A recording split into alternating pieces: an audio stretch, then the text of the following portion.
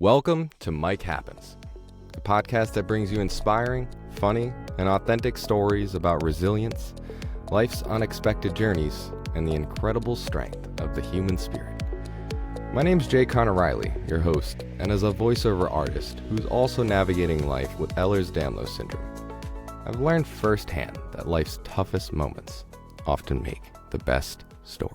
What is up, you guys? We are back for another episode of Mike Happens with me, Conor Reilly, your host. We also have Ed from our previous episode here, and today we have James, who has been an animation artist for over 30 years. And man, the IMDb goes strong. Some of those things are crazy awesome. You got like Rugrats, Ah Real Monsters, Scooby-Doo, Mortal Kombat, Futurama, like super cool stuff.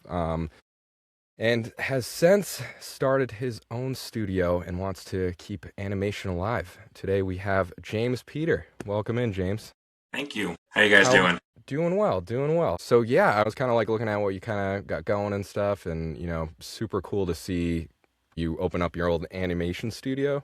I guess before we dive into that aspect of it, what's kind of what got you into animation and just kind of entertainment in general? Like what kind of got you sparked and going into this industry?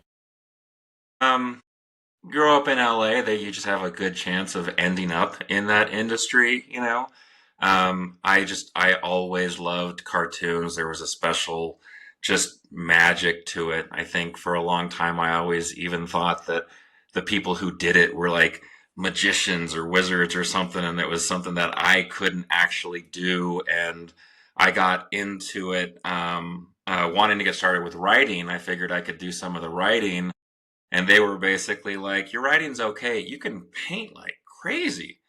And so found myself in the paint department and just fell in love with the whole process, everything about it. That's super cool. So you just kind of, I guess, had other intentions going into the industry, and then someone's Yeah. like, "No, you should be doing this." Yeah, this is what you should be doing. It kind of one of those, the universe, like, we're going to do this instead. This is a better idea. That's awesome. Yeah, I feel like sometimes you can't really fight the universe on that. Sometimes it I pushes try you in a not to. direction. That's like, just gonna go with it, see what happens. So I guess, was there any particular moment that really kind of triggered you in terms of being like, this is what I want to do? Like what at some point, I know you mentioned that you were going into it writing. What was that point where you're like, I want to start writing? You said, I know you mentioned seeing everyone and how it's like this magicness behind the scenes. Is there a particular chapter, so to say? I was kind of knee deep, if not waist deep, in it before I really realized that that's what I wanted to keep on doing.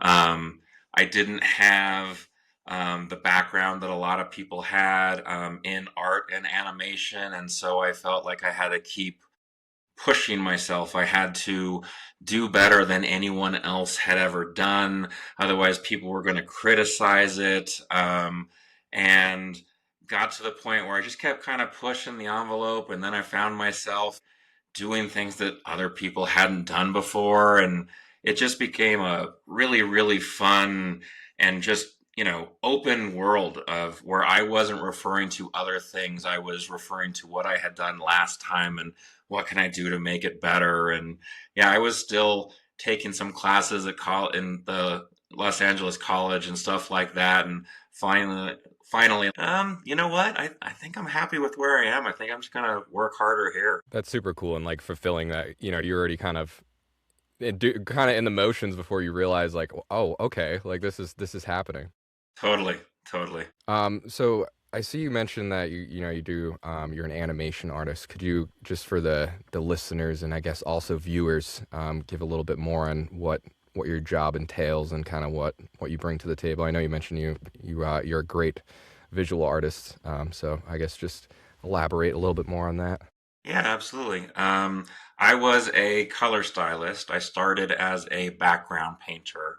It was a little more detailed in the backgrounds. This is 30 years ago, so we were still painting cells. Anything that we painted or drew in the computer, we then had to mimic on cell vinyl. I used to actually have to make a paint by numbers. So I would get the drawing of the background and I would paint it all up in the computer and draw the shadows and stuff like that. And then I would actually have to take the drawing and draw a little like this is BO1 and this is OR2 and all kinds of stuff. And just this crazy mix, this gigantic picture with a million little numbers and letters all over it. Um, and when the industry went digital, there was suddenly a lot more that you could do with the things that were moving with what they called ink and paint. I started getting into the superhero stuff and I was working at Marvel and I was working at DC. And I was basically like, I don't want to paint the Hall of Justice. I want to paint Superman and Batman and Wonder Woman. And I took what I knew from background painting and then what I knew after all these years of working in animation and really just started pushing the envelope on what we could do for and I moved over to ink and paint and yeah started working on what we could do with everything that's moving because now everything that's moving we can add a lot more detail to it. We can finally use color the way that I think it should be used, which is to elicit all kinds of just mood and ambiance. I got to the point where you could tell like a parallel story. It was like writing the score for the movie or the TV show almost. I got to just kind of, sometimes I would follow the exact storyline. Sometimes I would deviate just a little bit, just playing with emotion and mood. And it became so much more than just what colors am I using. My actual job was basically they would draw everything that moves, the characters, the props, the special effects, and I would apply the colors to them. And then I got really into well, what background are these guys going to be on? What room are they going to be in? And I'm paying real close attention to the storyboard. And like I said, I just got to kind of compose this symphony of color that was really, really expressive and really fun to do. That's super cool. And I feel like most entertainment and just kind of creatives, adapting is kind of a big thing, as time changes. And, like you mentioned, switching to digital probably was like a big, kind of like shockwad kind of moment for a lot of people in the industry, right? Where they're just, and you're either going to adapt and learn how to use it and like make yourself better, or you're going to just, no, we got to draw the backgrounds by hand, and just kind of like doing those things. And don't get me wrong, like I've seen some, with Disney on how, they kind of repurpose some backgrounds and stuff like for the older animations. And I was always super impressed with the way they just like hid that. And then, like you were mentioning, you got to this digital standpoint, and instead of now that you have, I'm assuming a little bit more time to play with backgrounds and like different colors and different stuff like that, because of digital kind of helping you in that regards and streamlining certain things. And then your creative mind kind of just went, okay, how can I make this better? So I think that's super cool to kind of hear that. Yeah, and you're absolutely right. There were a lot of people that I worked with that were very talented who ended up, soon falling out of their positions because they couldn't keep up with what was going on. And then, there were other people such as myself who were just like, well, this opens a lot of doors. Let's see what's behind these doors. Right. And like exactly. So like for instance, like you were just saying, being able to, this scene needs a little bit more darkness or whatever it might be, because you have that, you know, I guess flexibility from digital media versus having to sit there and kind of hand draw everything. So it's really cool how creative brains like still they just keep going, in terms of all right, where else, where can I keep putting the same amount of energy and like, just being able to hit those points and just leveling up. It's really cool. Do you, out of curiosity, because I know a lot of those artists, same as you, James, do you have anything that you miss about that time that digital took away? That's a great question. Yeah, that is. I honestly have never been asked that question. It's interesting. I got to think about it. I think I agree with Jay. I think really it just sped things up. It was still very much the same process for me, the way that I thought, the way that I handled it.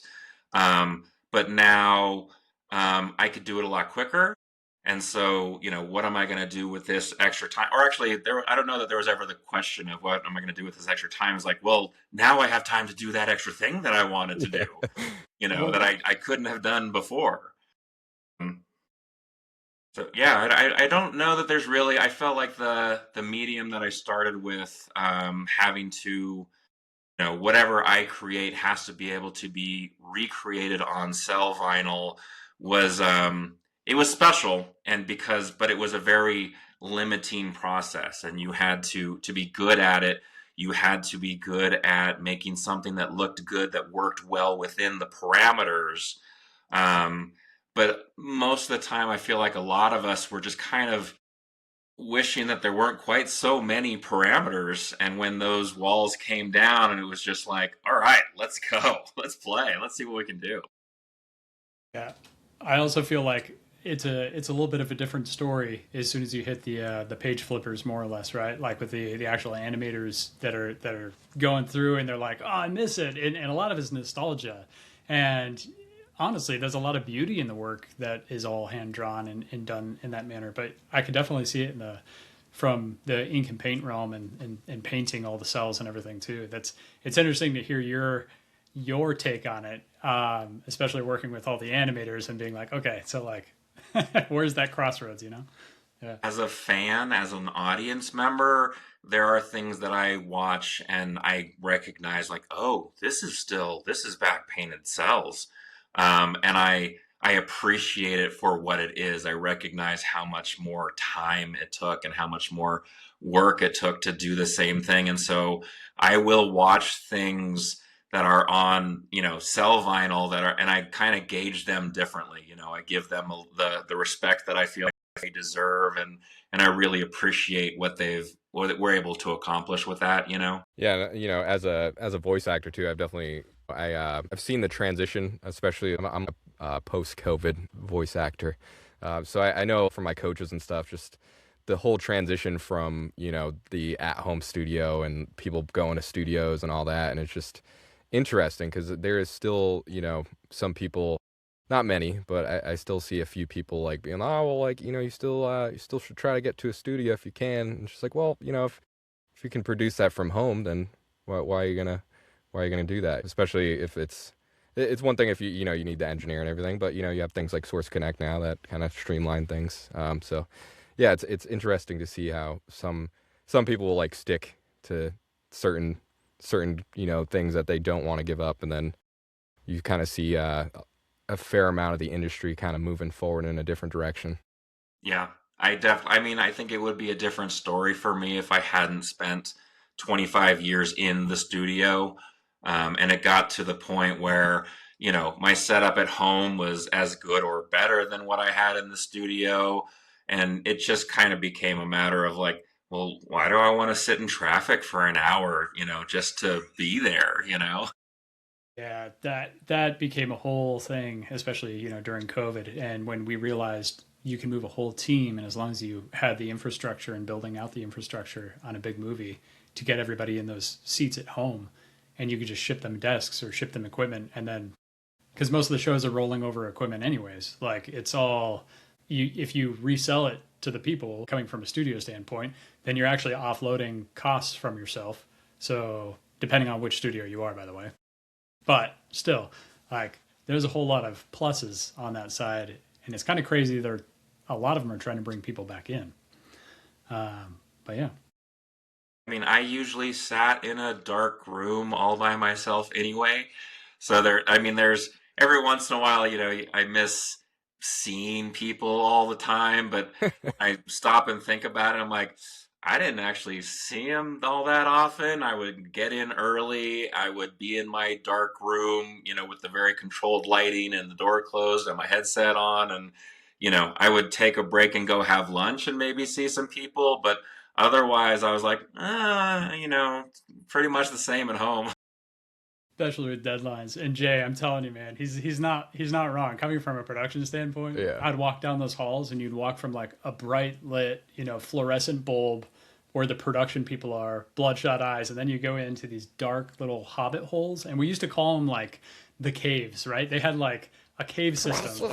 Yep. Yeah, and it'd be in cubicles, and they'd be like just down doing their work, and yeah, yeah. It's crazy. It's crazy the differences, but it's cool. I respect all the artists. It's like you're in your zone. Yeah, I only knew that, someone came into the office because the door opened, so it got a little lighter, and then you might very well just see my head peek out behind the computer, like, what's going on? Could you shut the door, please? Yeah. I'd appreciate it. You're messing with the lighting. That's fun. It is interesting how they're trying to like shift back to the I guess even in just normal 9 to 5s, the come back to the office. It's like, well, I would be interested to see the productivity of like, all right, well, since you've been home, we're down 25% on emails. How much are we really down here? Like let people work from home.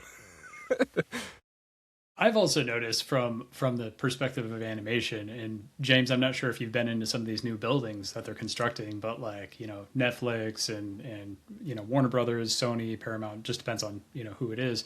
But they're trying to adhere to like more of a corporate policy where they're building out this infrastructure that's more corporate in the sense of like fluorescent bulbs. And a lot of the things they're running into operational wise, talking about these little cave systems for the artists, is it's all bright light. There's like windows on their offices. They don't want windows. That's like the last thing they want.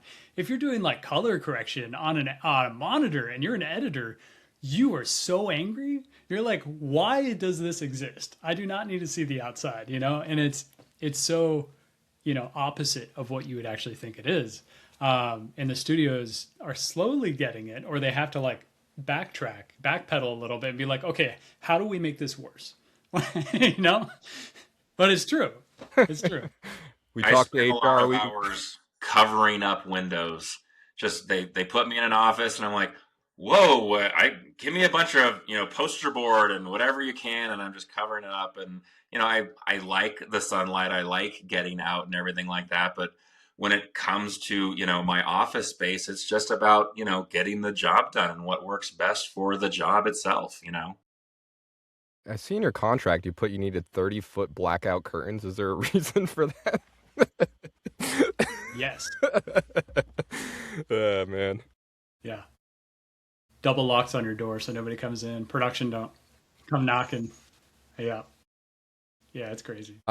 Yeah, so I mean, you've obviously been on some crazy cool, awesome shows and different productions that I've seen on your IMDb.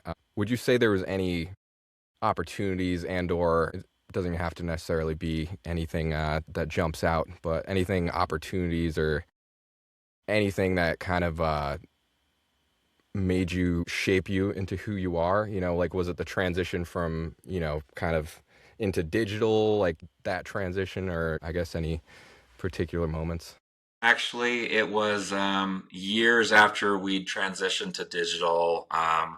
I got to work at Marvel, and it was before all the Marvel movies were being made. In fact, it was right before. We were a huge part of it. They actually housed us in the same building as the head of Marvel Studios, Avi Arad. And so he would just like, oh, I'm going to go down and see what they're doing in animation. A lot of the stuff that we were doing gave him the ideas to put that stuff onto the big screen.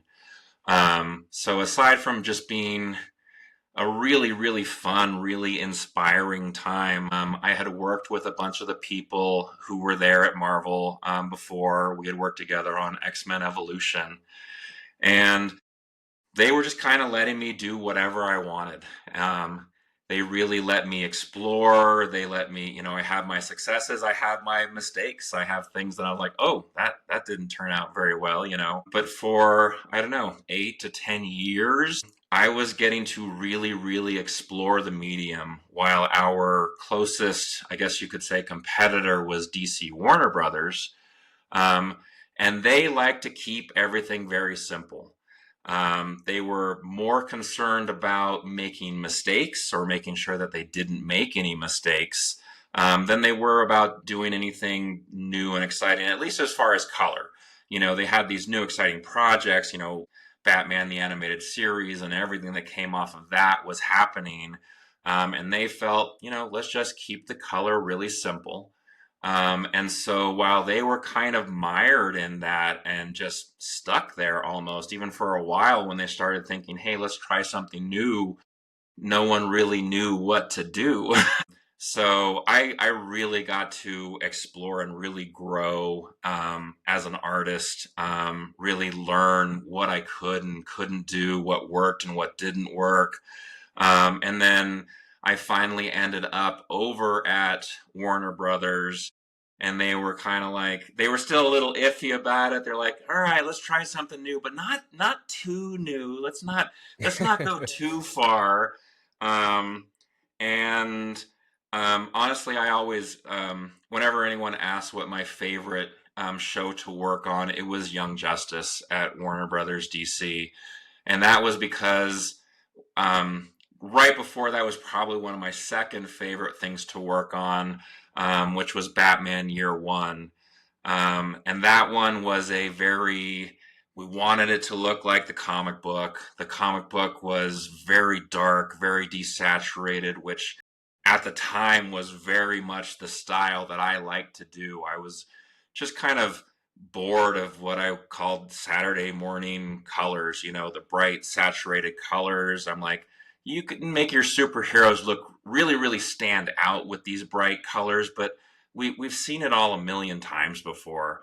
And I like a much more gritty, more realistic thing. And Batman Year One was with Bruce Timm.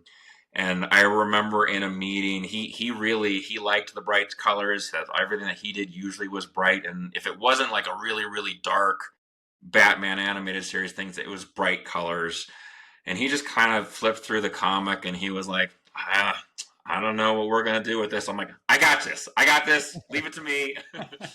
um, and that movie, I really got to showcase what I could do, and they screened it at Comic-Con, and a whole bunch of the producers and directors and stuff like that. Most people, I'm usually like, I'm a background artist. If I do my job exactly right, you don't notice that I did anything at all. Definitely. You might look at Batman Year One or something and be like, yeah, this is markedly different. This something about this looks way better than their other stuff, but I don't know what it is. And that is like the ultimate compliment to me. But the people who were working on it, they knew what they were looking at. And so I got invited to do Young Justice, and they were kind of like, show us what you can do. And I just had this open slate of all these characters to work on, to kind of reinvent with color, and a whole show that I got to develop as far as what is the look of this show. Where do we have the accents of color? Where do we keep it really dark and moody and stuff like that? And Young Justice, if you've seen the show, it has its action sequences for sure, but it's really about the drama. And so it was just a really great just arena for me to really play with stuff, and I had so much fun with it. I was always behind schedule, way behind schedule, but it was a lot of fun. Yeah, no, I also agree. Like as a voice actor, when you just get that freedom and like the reins, hey, just let me see what you can do. And like me and Ed were actually kind of talking about this on the previous episodes, and talking about just we all have individual parts, right? And when the final client or whoever's kind of calling the shots lets that person who's the artist, for instance, you doing your animation, me doing voiceover and stuff, just hey, let me see what you can do as a professional.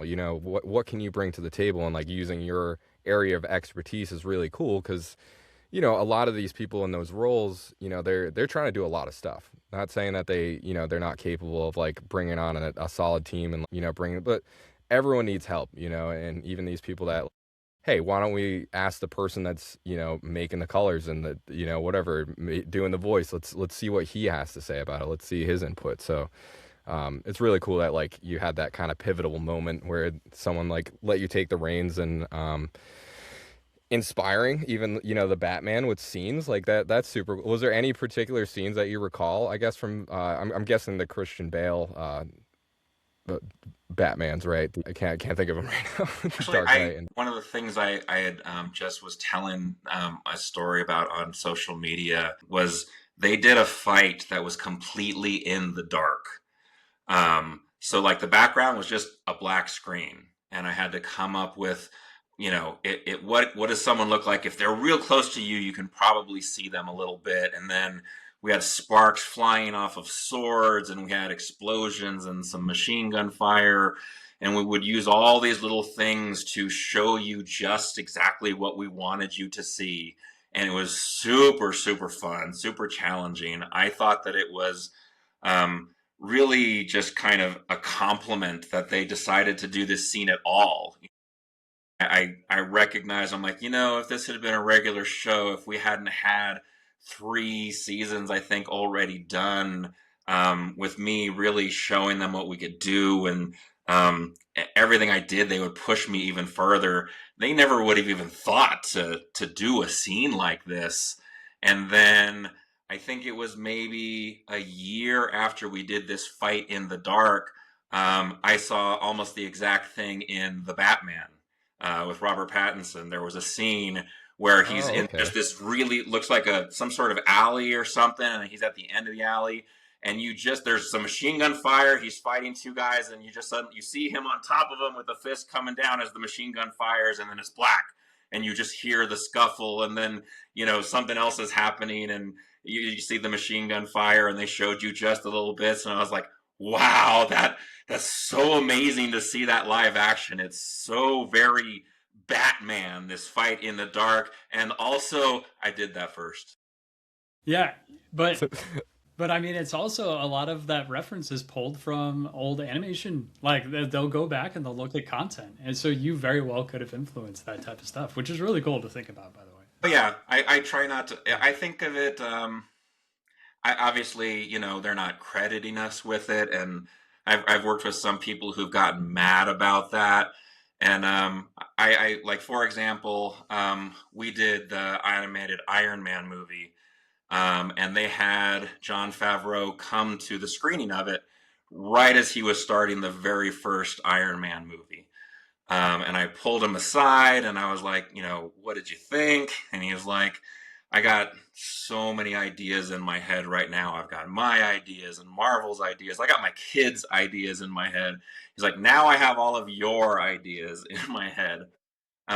So we knew that he saw what we had done, and we told a Tony Stark or Iron Man origin thing. And like I said, some people were mad. They were like, "Oh my God, they totally stole that from you." And I was like, there's 3 ways you could look at it. There's this really negative, they stole it from us way. I'm like, but the other way is that what we did was good enough to inspire them. And I think that is an artist's job, is to inspire. And the other way to think about it is that maybe they didn't steal it from us at all. Maybe we both just did it right. And that is another really positive way to look at it.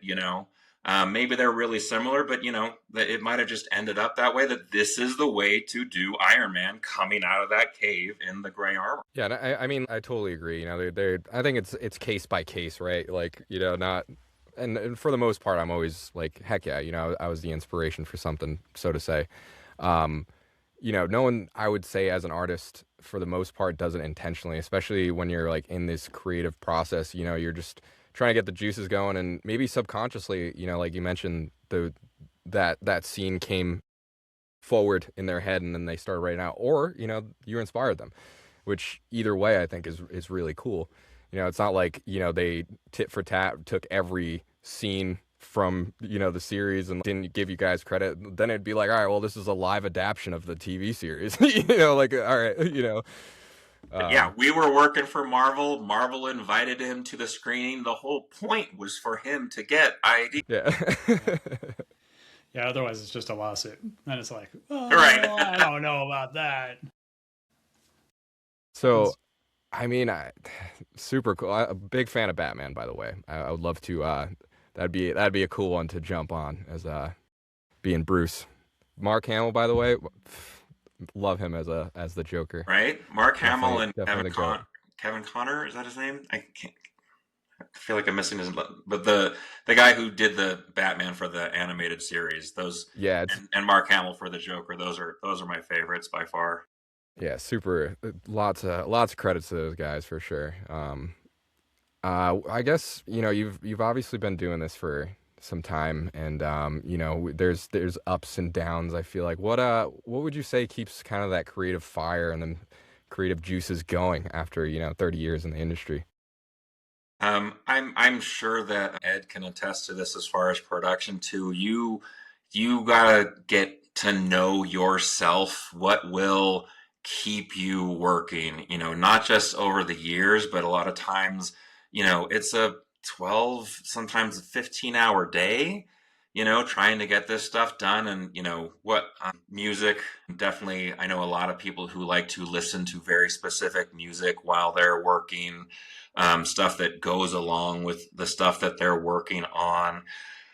For me, I think there was a special, like what I was saying before about, it was very motivating to get to work with the idea of what can I do that's never been done before. And that's a huge, arena. There's still so much stuff that has never been done before, but you start getting into not just, okay, well, if this is what am I going to do, what I'm going to do, how am I going to achieve that? How am I going to get that done?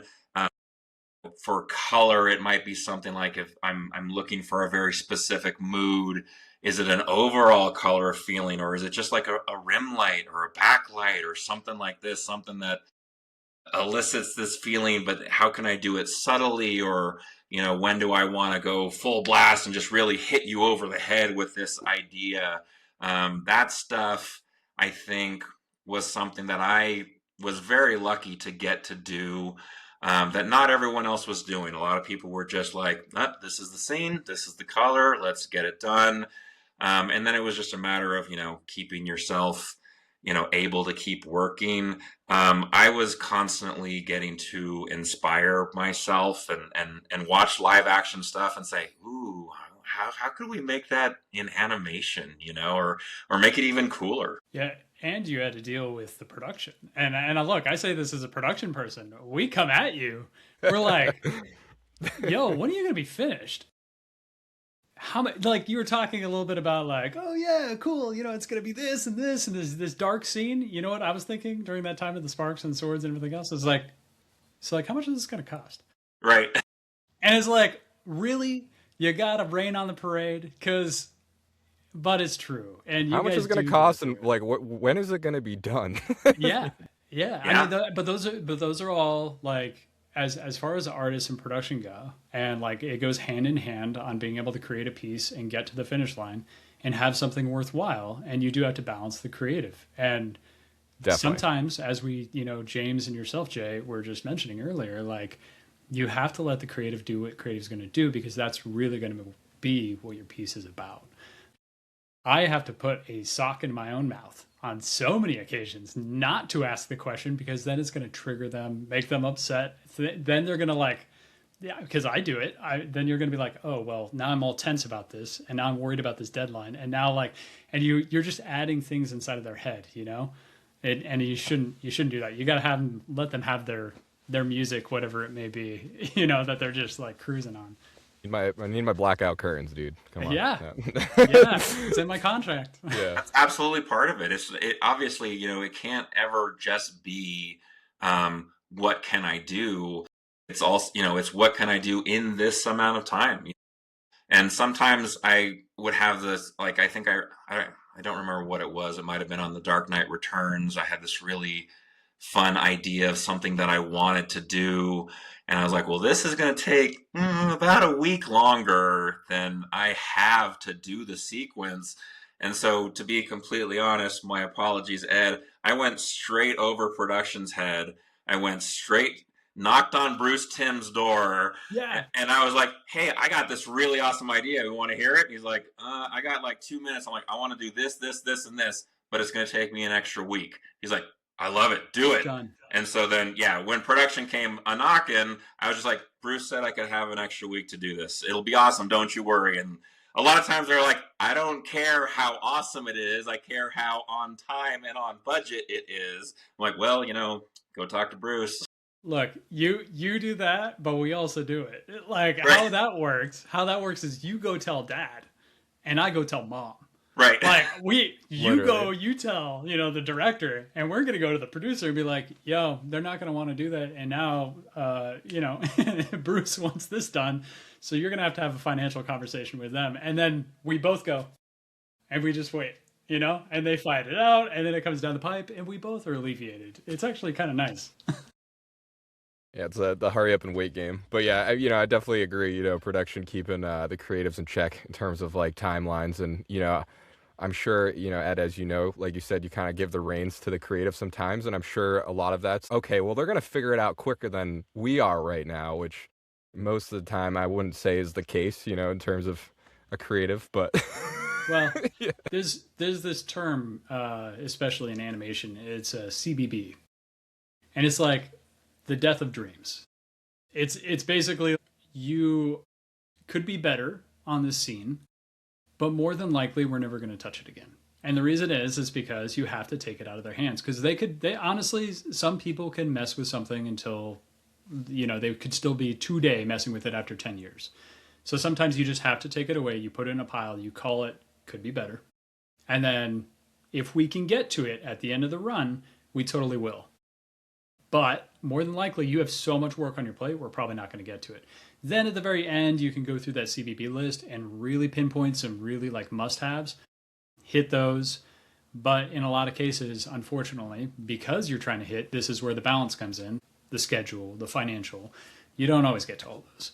And it even makes us hurt, believe me, because production also care about the quality of it, because their name is on it, and they also they like to see everybody else happy too, even though it doesn't seem like it, and we're just the police walking around like no. So yeah.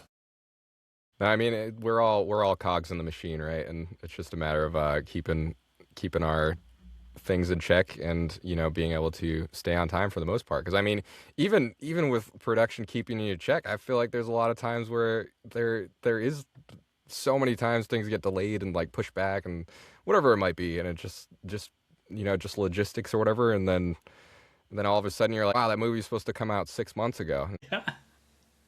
But yeah. Avatar. Sorry, James. All right. No, other James. But We're working on a decade, waiting on a decade for the technology. It's like, what's the excuse now, James? Huh? Yeah. Other James. Yeah, shared relation. Anyway, sorry. I'll stop. No, you're good. Totally. Good. I always, for me, I always appreciated production and good production.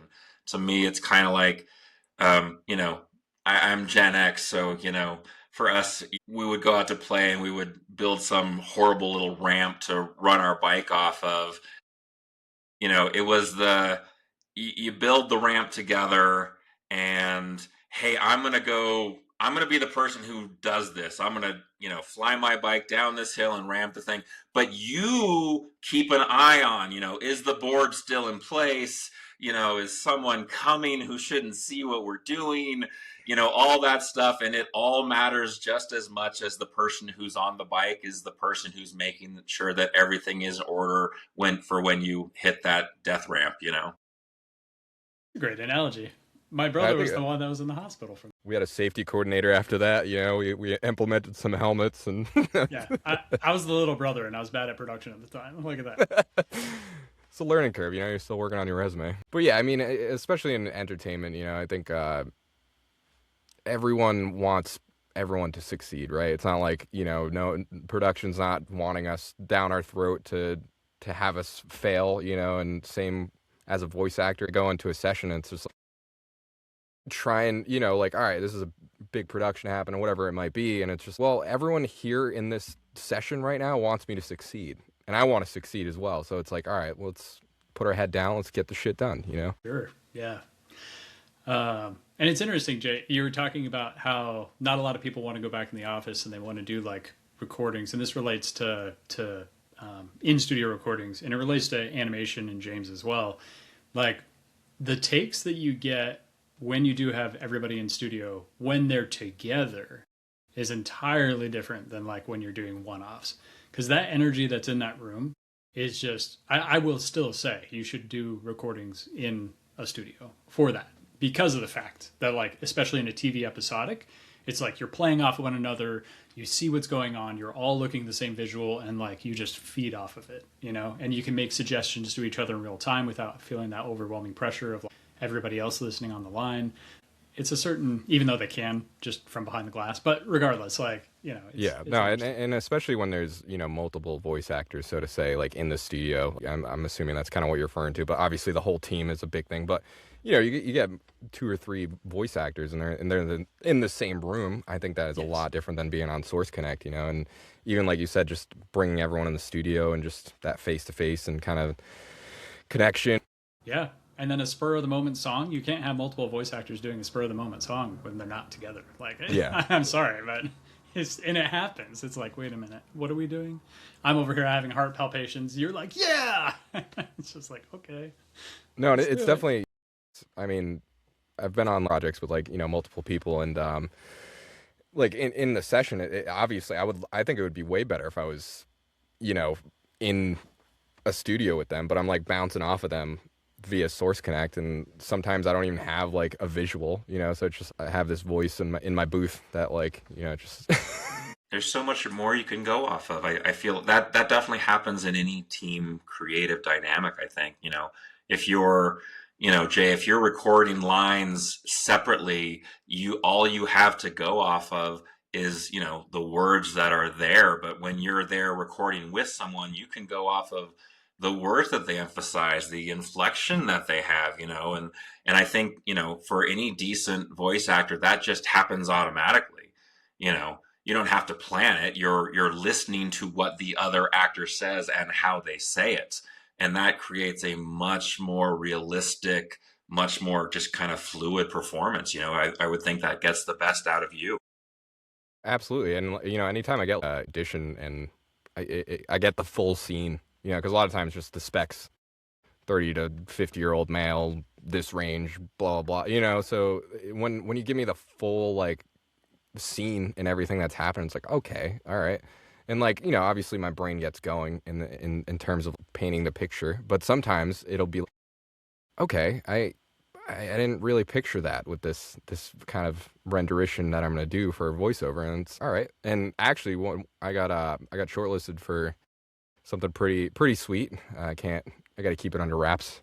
Um, but they gave me the full scene, and it, like, I think it helped huge with me landing the audition, you know. So just that, never mind if I had another voice to bounce off of, you know. And like you said, it's just like we're recording our lines and it's like, you know what, so and so, let's do that line again, let's try to match here a little bit more, you know what I mean. So there's those times where you guys aren't even on the same session and you guys are just sending in lines and hoping for the best, so to say. And you know, if we're both in the studio at the same time recording and like you said, bouncing, oh okay, you were a little bit more energy than I did, let me bump up my energy, you know what I mean. And again, like, it's just a lot different face to face for sure. How? I would say Oh, go ahead. Sorry. no, you're good, go ahead.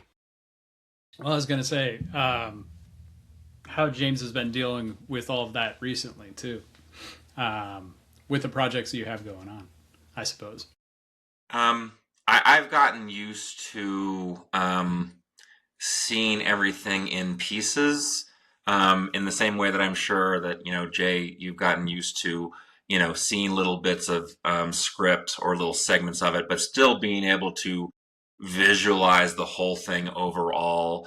I think that the working from home and working remotely has, in the same way that like going digital, you know, people had to kind of relearn their job and step up, and some people were able to do it and some people weren't. But I think the people who really focus on it and know what they're doing have always been able to see scenes outside of the whole picture and still be able to, you know, visualize it all together.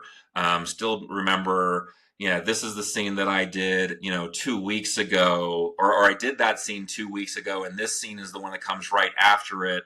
and maybe you'll remember exactly what you did, or maybe, if you know what you're doing, you go back and rewatch that scene or revisit that scene and listen to what you did or look at what you did, so that these things will come together. Animation, films, TV, they've always been, as far as I know, done in segments. And commonly it's like, oh, we're going to film these 3 scenes right now because they're all happen at this, one location, but they're 45 minutes apart. And being able to handle segments with the picture of the whole in your mind, I think, has always been part of the job. So there's a little more of that now.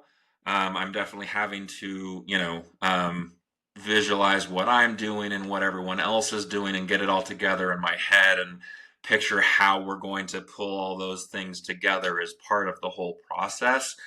Um, but it's only an extra step forward from what we were doing before, in my opinion. It's a little more to stuff to keep in mind than before, but it's still the same ball game. Yeah, and I definitely, I think it's pretty common between all the creatives in terms of like just trying to imagine where you're at in the scene or wherever it might be. For me, I'm always trying to, like, all right, who am I and who am I talking to? Those are my bases right there as a voice actor. Like, who am I in the scene and like who's in the scene? Like, who am I talking to? So it's cool to see people still be able to kind of, like you said, we've always had to do that even before the digital age in terms of, recording remotely and stuff like that, because everything's split up. But now it's, I guess, a little bit more, but nothing that is out of the ordinary, so to say. I think the stuff has gotten a little more detailed. Like the stuff that we were doing on Young Justice wasn't stuff that we had done before, but again, it was the same ball game. But like, we had timestamps on every episode. This happens on this time at this day, and we would go back to some things. And there were times when I had the storyboard for this episode, but the producer had to point out to me, oh, by the way, this is what we're seeing, but what's actually happening that we're going to come back to in 2 episodes is this. And so I would have to, okay, take note of that and, keep that in my head from, getting from this episode to the episode 2 later and making sure that the continuity was there. Animation, if you're doing your job right, there's continuity is a big, big part of it, And I was doing all kinds of, if we're going to do real time stuff and make this realistic and stuff like that, well then, when they're not wearing their superhero outfits, when they're wearing just civvies, as we call them, regular clothes, civilian clothes, I want a variety. I want them not to be just Scooby-Doo, where everyone's wearing the same clothes all the time. And that's an okay thing for, a cartoon like that. But in this, I need to mix it up. And so for any given character on their civilian clothes, I had 4 or 5 different color variations, where I really had to push the colors. Like, okay, this is going to have to be like a black shirt so that you can't tell this it's the same shirt, just a different color, or something to change the line work a little bit. And then I had to keep that all in my head and say, okay, so now when we go flash back to this episode, what were they wearing? I'm like, I don't know, but I know what they were wearing the day before, so I know it can't be this. That is one of my favorite things to catch, and I'm sure, like, both of your brains kind of go like that. But James, I'm sure as like an animator, like you said, you're always kind of watching how new things are happening in different shows. But I'm sure that's one of the things too that you kind of pick up a lot. It's like, oh, that was a red shirt last scene, and now it's black. Yes, I remember, like, there were things too where I was like, well, that thing's about to move. Well, how do you know? I'm like, because it's a different color than the other stuff, or it doesn't have texture, or whatever else. I remember there was a stationery, they had painted an owl in a Scooby-Doo episode, talking like a 1970s one, and like my girlfriend at the time, her son was watching it, and I like it suddenly moved, and I was like, it changed color. It's like, what? No, it didn't. I'm like, back it up. Yes, it did. She's like, how did you see that? And I was like, how did you not? How did you miss that? It's so funny how other people's brains kind of works in their industry. I was one thing because I'm also in kind of the performance entertainment world. The people that we call just like everyday people is muggles. You know, that's a little Harry Potter reference. But, you know, for the muggles, it's always interesting to see like their perspective on it. Because, I mean, ultimately they are the customer at the end of the day. But then you get the perspective of like someone like you, James, that's just like, you know, you've been doing animation for 30 years. And it's just like, how did you miss that? And then someone's like, I don't know, I'm just watching Scooby-Doo, bro. Yeah. Yeah. But then you also have this fine line that you're walking in, and you know, of course, I'm over here putting my production hat on, but it's like Ed's our unofficial producer, by the way. Officially unofficial. yeah, We're bringing him in. There you go. Now it's like, if you notice those things, sometimes in a lot of cases, those things you'll notice because we didn't want to pay to remove it, or we didn't want to pay to change it, because you could. And a lot of the time, production is actually like catching a lot of these small mistakes, and they bring them up and they flag them, and they run them up the flagpole, and they're like, "Why?"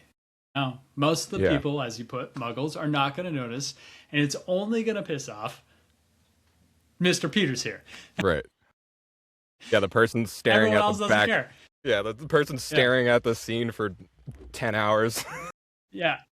Definitely makes it is definitely funny because I actually remember one of the first times I noticed something. I was pretty young. I don't know particular age, but what's the name of the movie? At Bug Hall, is that his name? Safety Patrol. It's like a 90s movie. A throwback, I know. Had Weird Al in it. It was a strange movie. Thinking back, it maybe wasn't doing too well on the Rotten Tomatoes, but I noticed the bus numbers kept changing and like, you know, every scene would just be like, oh, bus number 47, oh, bus 12, and it just, to me, it was just so funny. But I was like, this, I don't know, like 7-8 years old, just watching it. The numbers changed, like yelling at my, you know, family. They're like, what are you talking about? The numbers, you know, the bus. And they're like, what? Just watch the movie, dude. Yeah. And sometimes that's the intent of the creator too, especially something like with Weird Al or someone like that. Like, they really do like to screw with audiences. In fact, I would argue, I'm not going to get anyone in trouble for sure, but I would argue there's many an artist that have put things inside of backgrounds, inside of the whole world, that probably don't belong there. They were never approved, and they just somehow slipped past legal, and they're sitting there as an Easter egg, you know? Yeah, it's cool. It's fun. Yeah, it's definitely interesting them sneaking some things in, and I feel like, you know, a lot of horror movies, for instance, like they're pretty intentional with that, you know, and just, oh, there's the devil in the background. You didn't see him. He was in 40 different scenes. It's like, oh, now that you pointed out. Yeah. There were some things that I feel like I wonder if maybe I shouldn't say it, but it's been so long. I'm kind of like, why not? You know, and it was just like background artists were toying with the fact that most people are only paying attention to what you want them to see. Like in the Rugrats, in the dad's garage, there's like bombs and missiles in the background, like amongst all the other like building materials and stuff like that. And there was one episode where the kids wanted to get up onto the counter, and so they opened the cupboard to climb up, and there's a gun sitting right there on the shelf. And the background designer came up to me and he's like, I just wanted to see this one background, see how you painted it. And I opened it up, and he's like, yeah, well, how'd you paint that thing? I'm like, well, it's a gun. I painted it like a gun. Oh, wow. Yeah, that's I mean, Yeah. especially the 90s, man. The 90s cartoons, I feel like, were definitely unhinged sometimes. What is it, Rocko's Modern Life? Like, the background, I was like, dude, Yeah. what are you doing? I find animation, like, you can get pretty dark with some of that stuff and some of these light shows, you know? You're like, you know, wow. Like James is pointing out, you're pointing out, it's, I don't know, but should my kids see that? Like, obviously you didn't, so I don't know. I mean, we have, you know, standards and practices who watch everything, you know, and sometimes, you know, I've seen some ridiculous notes from standards and practices where, you know, like we had an episode of X-Men Evolution, and Wanda freaks out, and the subway, like the rails of the subway train are all bent, and the train's going to crash and kill however many people. And they're like, you can't break the glass on the subway, like that's dangerous. I'm like, what? You can't, it's a drawing. You can't actually cut yourself on this drawing, and people are about to die. Of all the things that you need to worry about, that's not anything. But we got the note and like, okay, no cracks on the windows, when the train crashes. So they're there, and my thought is always like, you know what, if they didn't notice it, it's fine. Right. Right. And there's a lot of times I feel like they phone it in too, right? They're just like us. They have to play the bad cop and they have to do their legal job. And honestly, if you're nice to them, you get away with a lot more. Like, I can't tell you how many times I've been nice to the legal, like, and been like, hey guys, but, could we do it though? Like, how are you? How are your kids? Like, how are things? By the way, I have some extra coffee or, some cookies. And like, all of a sudden, that train can be, I don't know, upside down on a pile of shards. Like, it's crazy. It's crazy. That was some of the old Looney Tune lore, was they had such strict, censorship and standards and practices that the lawyers would always find something, like no matter how tame the Looney Tunes episode was, they would find something to be like, take that out, and it was always something that the artist loved. So they would deliberately add like these really, really, way too far moments into the scene, and then be like, they'll cut that, and they'll leave everything else alone. And then, as Decoys. Chuck Jones tells it, sometimes they didn't cut that thing that was left in there just for them to cut it. They left it, and that's the racier Looney Tune scenes. I'm not going to name names or what show it was or whatever, but I definitely had some people on my team that escalated it. Like, it was a back and forth, like full on legal said all this, I'm doing all this now. And it got crazy. I'm like, why are we, this is wasting. We're losing the plot. this is giving me heart palpitations and wasting money. But there is a certain, point that you have to draw a line. You're like, come on, are you going to let us be creative, or are you going to screw around and just like make it, I don't know, the dullest thing possible? So, yeah, they are part of the cog in the machine, So, but yeah, it is interesting what makes it and what doesn't, and obviously, as suspected, they have some decoy scenes that they throw in there to throw legal off. Yeah. It's very, very fun. Yes. So how, out of curiosity, so the way we didn't really touch base on this during this podcast, the way I met James was just randomly in a coffee shop. And then we found out later on that we had worked together on the same lot, but we never met each other. Okay. Which was completely crazy. I pulled out my card and I was paying for something, and he's like, isn't that a California card? You want to see mine? I have one of those exact debit cards. Yeah. It's the Entertainment Credit Union debit card. Yeah, we could both pull them out right now, I'm guessing. And like, it just got to a point where we just kept going back and forth. It was like, wait, you worked at Warner Brothers? Oh, you work in animation? Oh, you worked from these years? And we just kept passing each other. And now he's fully, completely... It's interesting, during COVID, everybody kind of left and started doing their own thing. And, I moved out of Warner Bros. I went to different stuff. But James, then you also went and you started doing a bunch of different things as well, no? Yeah. I think you started... I think when you first said Warner Brothers, I was thinking live action. And I was kind of, oh, well, I was in animation. And you're like, well, I was in animation. I'm like, wait, what? And then you're saying some of the stuff you worked on. And I was like, oh, so like with Spike and Tony? And like, oh, yeah, I'm working with Spike and Tony. I'm like, during these years? I was always surprised. I found out it's a really small group of people.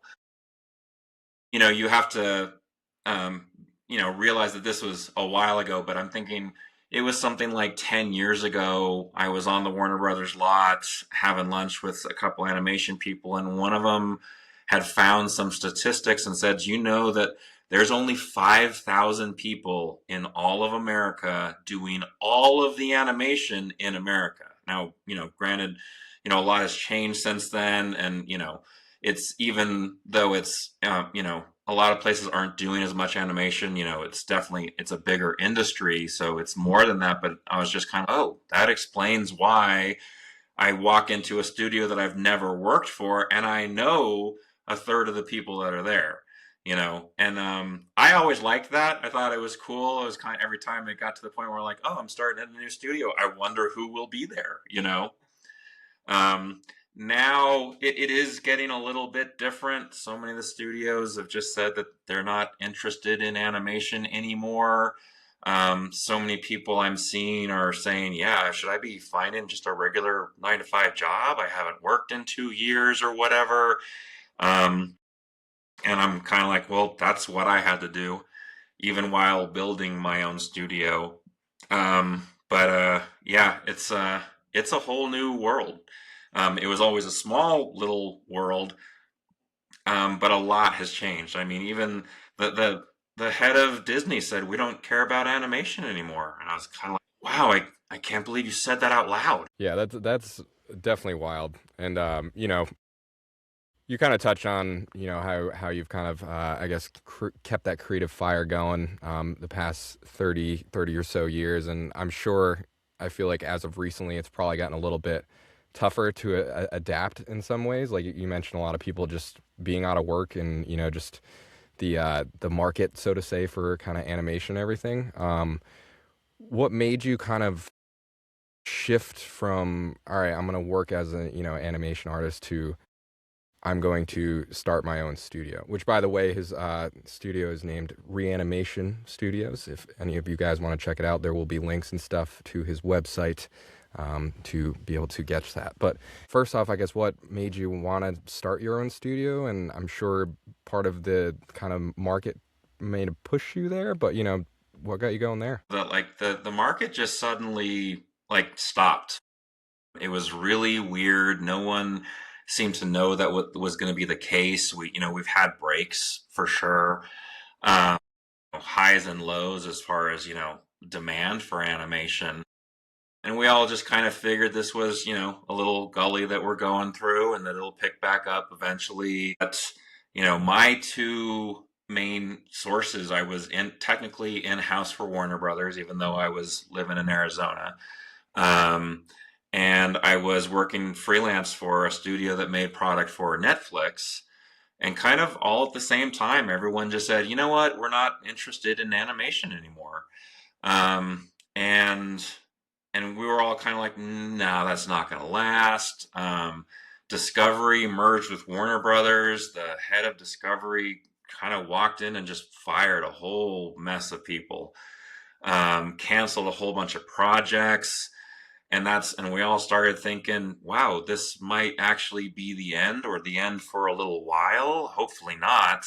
Um, I found myself in a producer position where people were coming to me and just saying, like, what would it cost, or what would it take to make an animated video for my band, or for my social media, or for whatever else.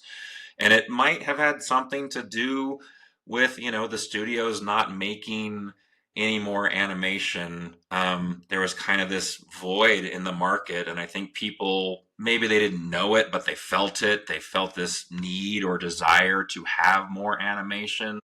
It seemed more feasible, or for whatever reason that they couldn't put their finger on, it was just something that they wanted to do. And I realized, I'm like, yeah, you know what? I've been doing this for a long time. I know all the steps. There's a lot of stuff that I need to learn. And that's kind of, that brings in Ed. That's where we started talking, because a lot of the stuff that I didn't know was stuff that Ed knew how to do. And so I was kind of picking his brain. We had lunch together, and, ever since, he's been answering lots of questions and stuff like that. But I basically came to the conclusion that, you know what, there's nothing wrong with studios doing this. They have all along, they're kind of like a bank who only gives out loans to artists. They don't really it's not really important to them that they're making great art. And there's nothing wrong with that. They're just trying to make money. They're Well, investing in yeah, it's art that they think, will do well. And presently, the stuff that they're making, is making billions and billions of dollars. Animation is not making billions of dollars, so it's not really the best investment for them. I don't think that animation needs to be about billions of dollars. And the fact that they're not interested in doing that just means that, other people can do it, people who are more interested in the medium than they are in the money. And I would say that, as an animation fan for years now, a lot of the stuff that I've lost interest. I'm like, you know what? I'm just seeing you chase the almighty dollar, which, as a business, I'm fine with. But as a person who's, digesting this entertainment that you're creating, you're not making anything for me. And so I was actually got to the point where I was like, you know what? This might be a really good thing that they're not doing it anymore. If we can just keep it going. Right now, it's, the studios, they have the money to fund these projects. And that's what we're running into. I have projects to work on, but, we need to find the funds to get them made. And it doesn't need to be millions and millions of dollars, but it's also, fortunately, it's not 20 years ago where, the projects that we make, I have to find studio interest. We can make products and we can put them on social media, we can put them on YouTube, and the people who are interested in these things can find them, So there's definitely a transition, and it's a lot of work. A bunch of our projects will end up on Kickstarter, looking for crowdfunding. I've got a donation page on my website, and I'm, doing stuff on social media, all to try and help us get that funding. We're kind of in this in between phase, I think, where the studios have let go and the audiences don't really realize that there's not much animation, if any at all, coming out, but there's other ways for this stuff to be made. And so I'm talking to people like Ed and other people who just love animation for what it is, don't necessarily need to get rich off of it. It's just a beautiful medium. I think it's a window to creativity. I think it is very inspiring and charming and magical. And, if I can just do this and hopefully just pay my rent and still eat on a daily basis, that's all I really want to do is just keep the medium going. And so that's what we're working to do. A lot of us are just investing our time and talents, to get things made and then to try and find ways to get them funded. And that's the big challenge right now. Yeah, and super awesome that you are continuing to do that and kind of keep that alive. For me as a voice actor growing up, like literally some of the shows that you're on inspired me to do voiceover, so you have these whole group of people growing up and like, adults too, because, there's obviously adult animations and everything. But, like I feel like animation is very inspiring and we don't even realize it, subconsciously even there.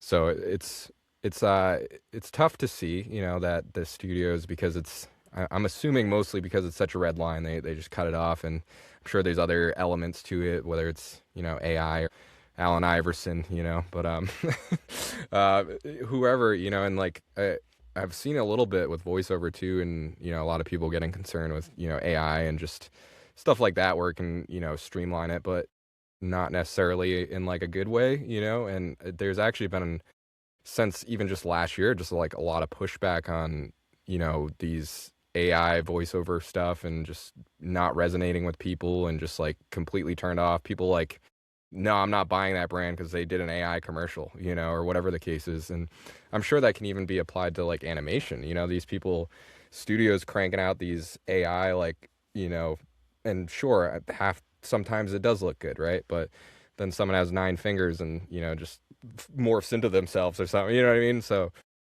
I'm hoping for, animation's sake too, that you kind of guys have that circle moment in terms of like people realizing like, no, like we don't want this, slop, or even just the fact of what the studios are missing out by not having animation, because like you said, there's the effects to the muggles haven't really been seen in terms of, they're not seeing that, like, oh, like animation stopped. And it could be a little bit of time before anyone really like noticed. It could be like a 5-year timeline where it's just, oh, I didn't realize, but there's no new animations coming out, and then people like it starts clicking, so kudos to you, man, for keeping that alive and still trying to push forward and continuing to adapt. It's certainly, I think it's it's a career where you do need to keep adapting, and sometimes you hit a crossroad. And I feel like for you, opening your studio and kind of branching out on your own was probably a big decision and big crossroad. Much respect for doing that. Thank you. I appreciate that. Yeah, it's a lot, but yeah, I agree. I think, for right now, AI is filling a little bit of the void. But yeah, I think it's going to I think audiences might suddenly realize that, wow, I haven't seen anything except anime or AI. I think that AI is, a tool to be used, but frankly, I am yet to see any AI generated animation that has the magic and charm of real, hand drawn or real created animation. And like you said, the voices too.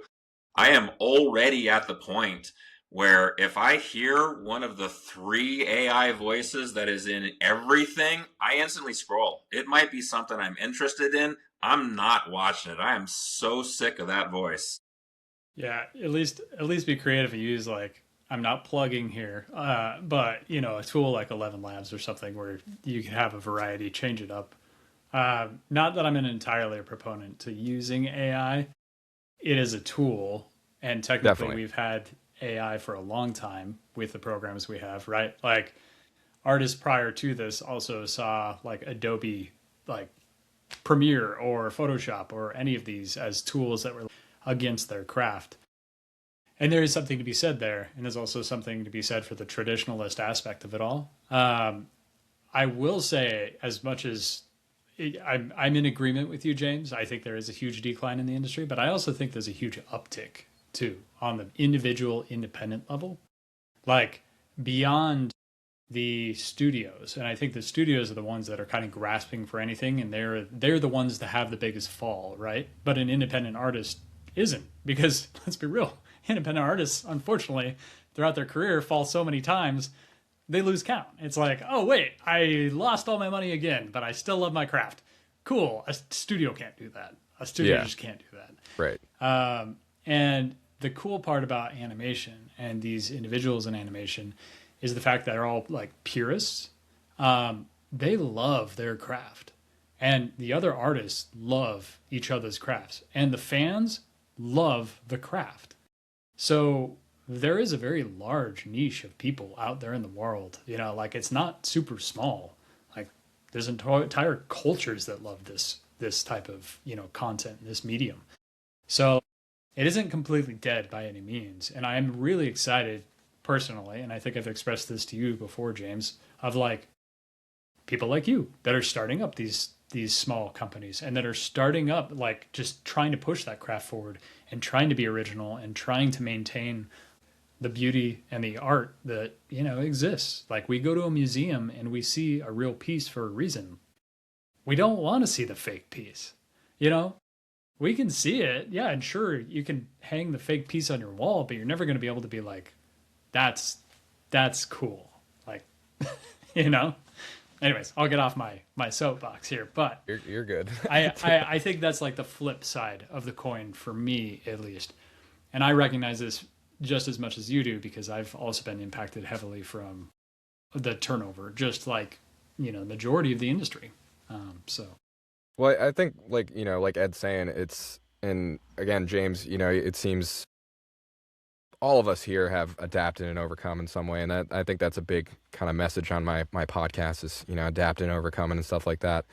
But just also, like you said, getting an outside perspective, like from Ed and stuff like that, and I agree with Ed, and it's just a matter of finding those new avenues, so to say. Like you were mentioning, you have like individual people contacting you now for animation stuff.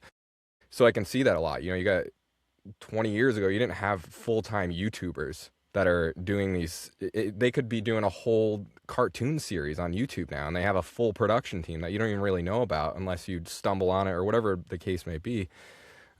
So, finding those avenues, even like as a voice actor, I always get my head going where it's just like, all right, where can I throw my voice in? Even like a YouTuber, for instance, like I could do their intro, I could do their outro, I could do their in between talking points.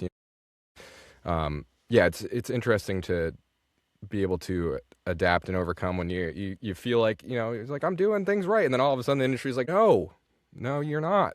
Sorry.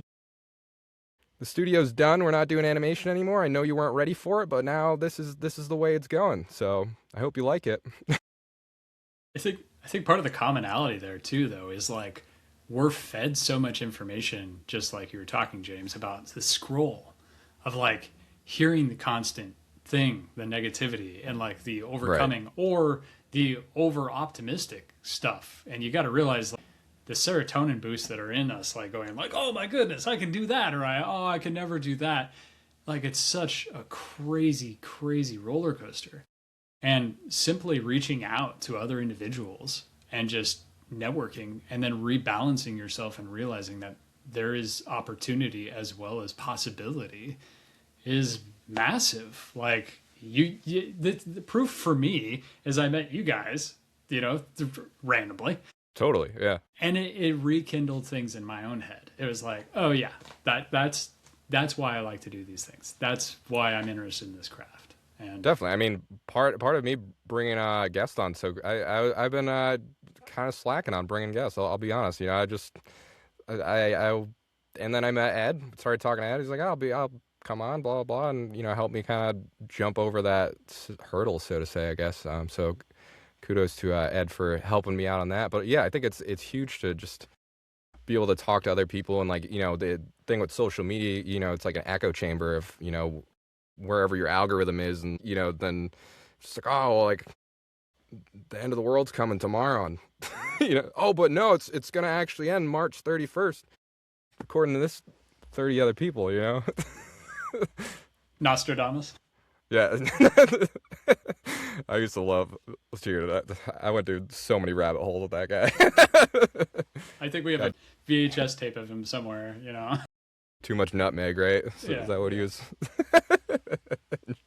So James, I know you, like you mentioned, you're trying to get things kind of moving forward, and crowdfunding is kind of a big thing.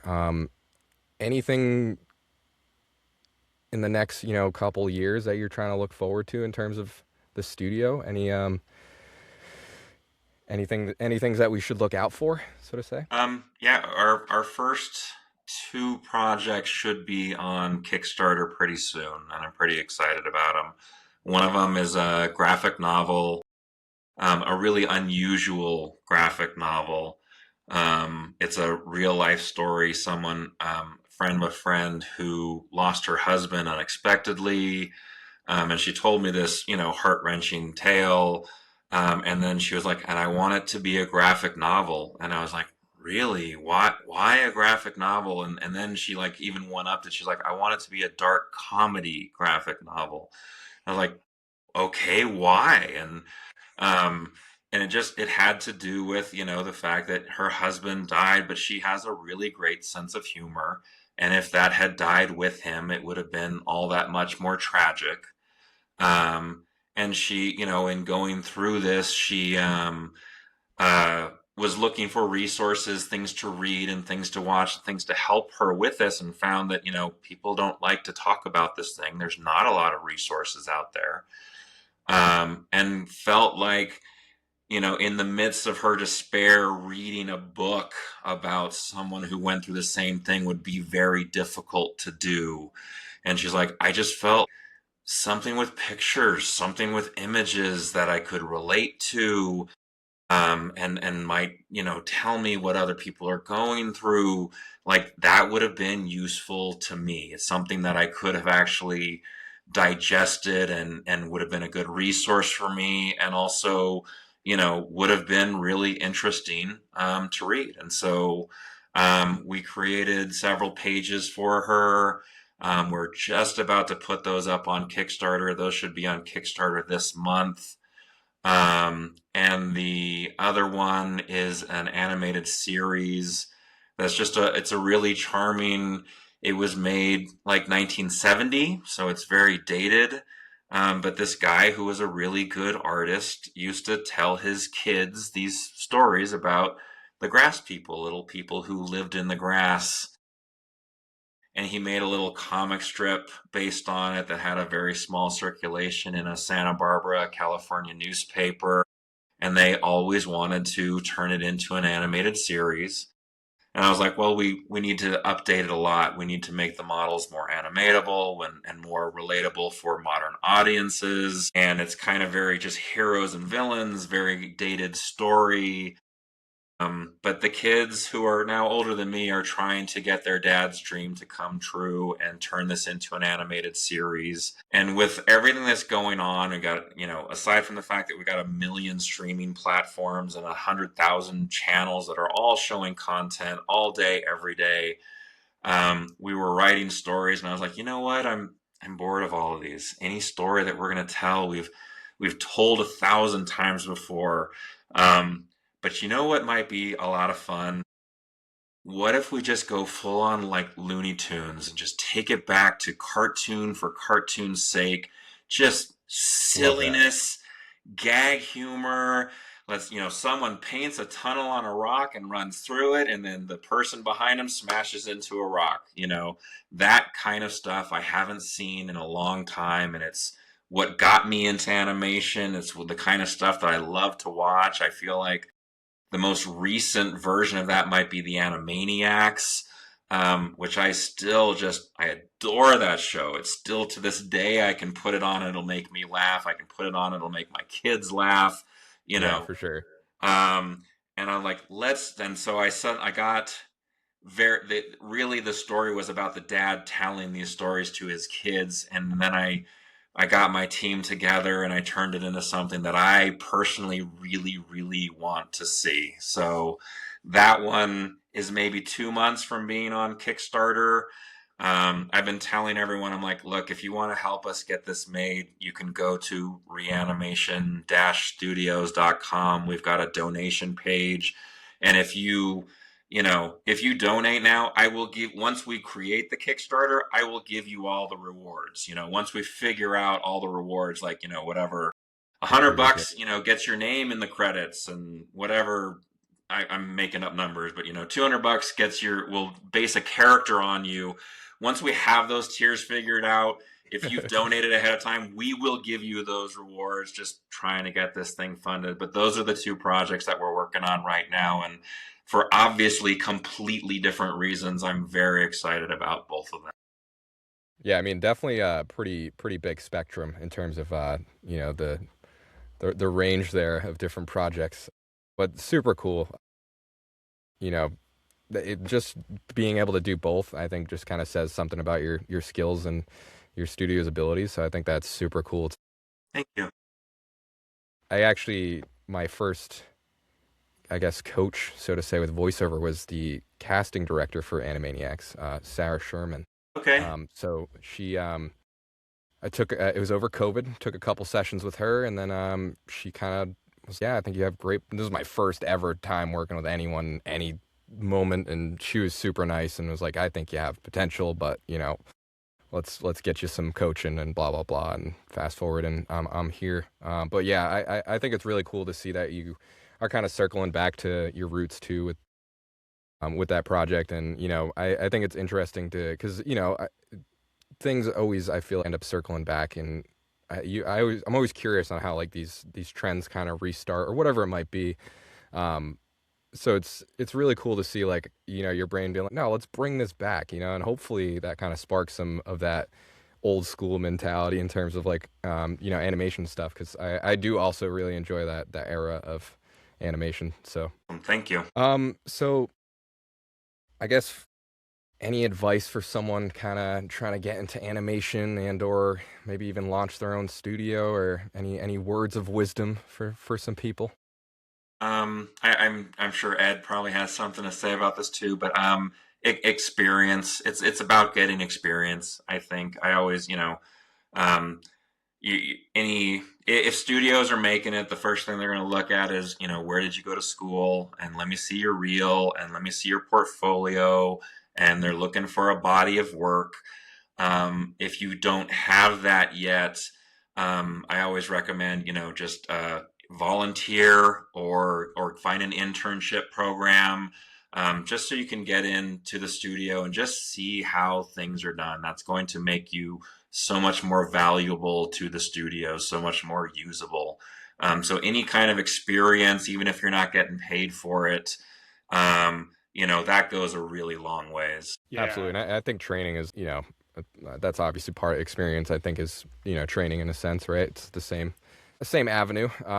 But yeah, I mean, similar to the voiceover for me, like I didn't even consider voiceover until I had X amount of hours with my coach, and then from there we, made the demo, my professionally produced demo. And, from there it made me that much more legit to be able to reach out to these people and different agents and different casting directors and, studios like, hey, yeah, I'm serious about this. Like, here's my demo, So I think a lot of people we don't, there's not time to be wasted, right? Like we were talking about time earlier, and like, time is of the essence. So these people that are casting and, in these positions, they need someone that's going to come to them with, a nice platter. This is what I can do. Right. Yeah.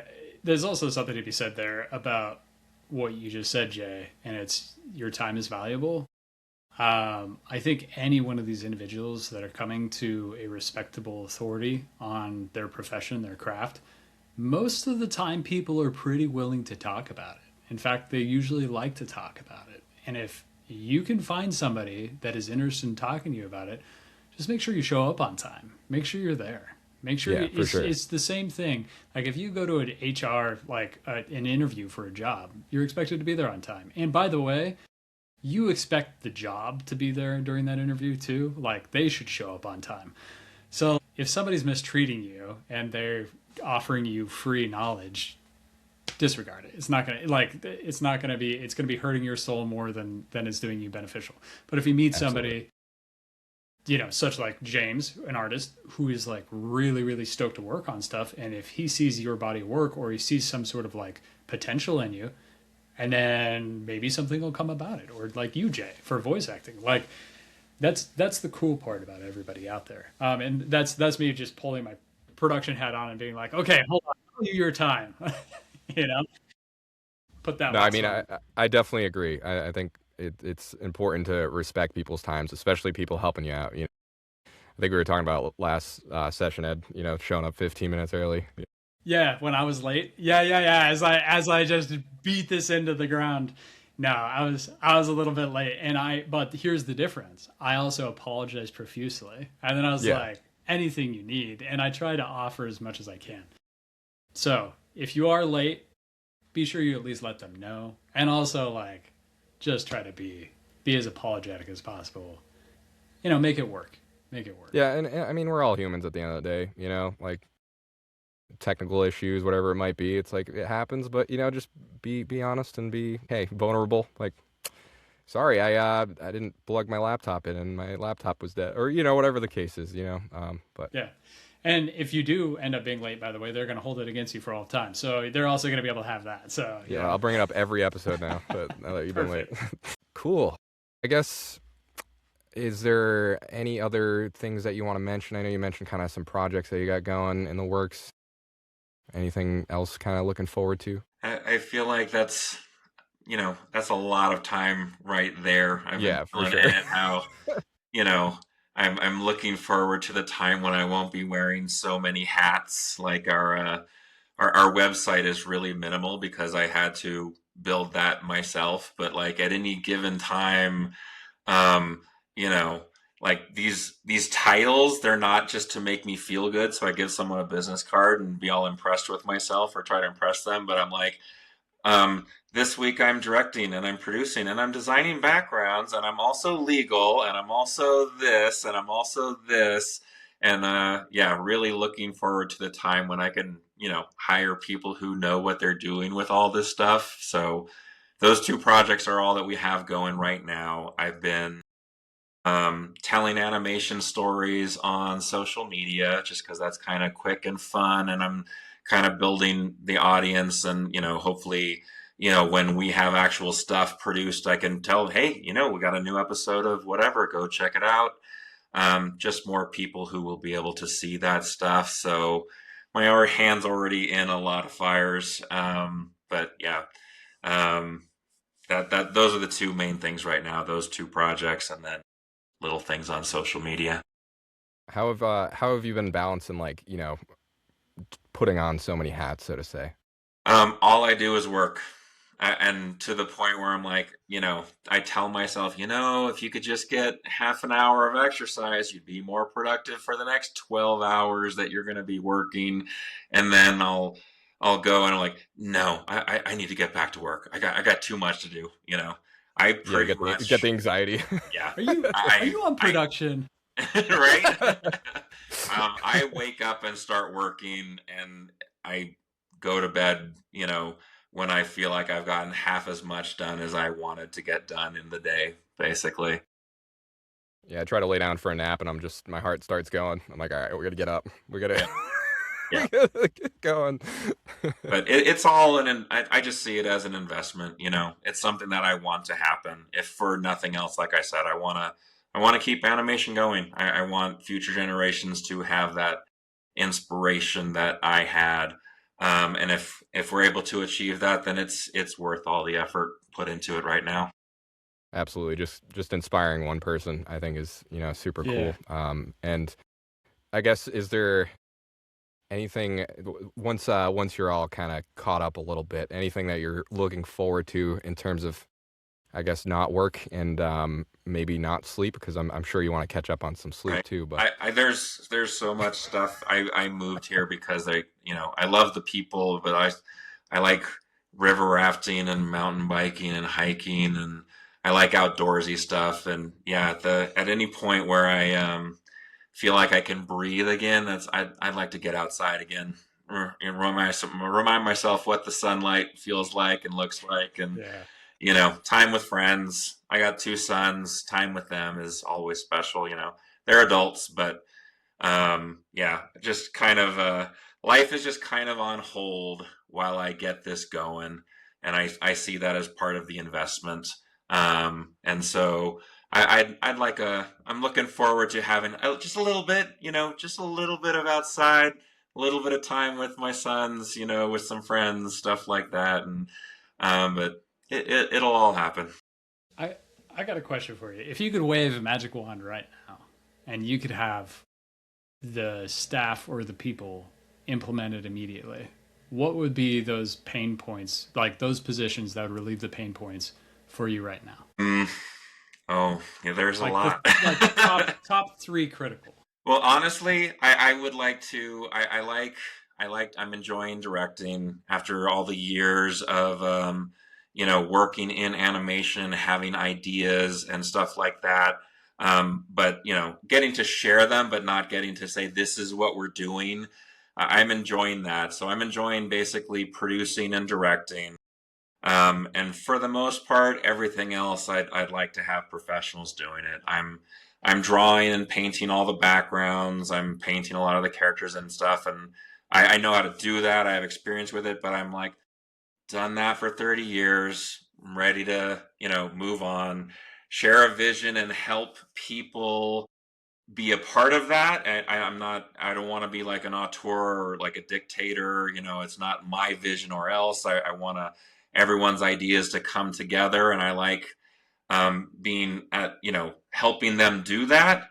But I kind of just want to be like the ringmaster and let the talent just really be the talent and show what they can do and bring what they can to the projects, and I'll just kind of pull it all together. Yeah. So you need artists.